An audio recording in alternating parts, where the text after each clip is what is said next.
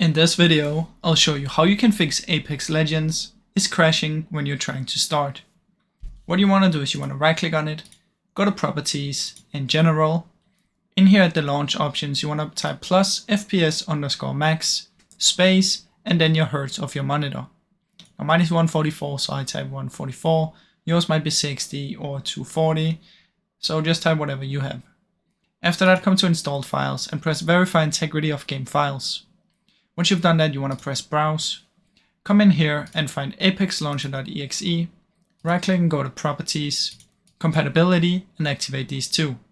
Press apply and OK, and then find this one and do the exact same on that one. Activate these two, apply and OK. Then try and launch the game. If it's still not working, come back here and select this. Activate this one and see if it works now with the Windows 8. If it still doesn't, you can just take it off. And then what we want to do is we want to try and open our device manager. So come in here and search for device manager. Come in and find display adapters. Right click, update driver, search automatically and make sure you get the best one.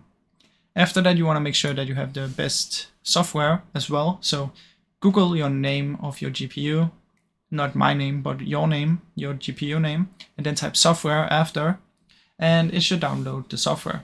Now mine is the NVIDIA one, so I'm just going to open the NVIDIA one. What you want to do is you want to open it up, and once it's opened in a few seconds, what we want to do is we want to find the driver in here, and we want to make sure that we have the latest one. So you can see I have an update, so I'll just quickly update and then I'll be back. Okay, now that it's open, what you want to do in here is you want to head over to drivers, check here for the latest one, and make sure you download the latest driver. Then after that, what you want to do is simply restart your PC, and then it should hopefully be fixed. Now I really hope you enjoyed this video. If you did, please leave a like and subscribe, as it helps me out a ton. Thank you so much for watching.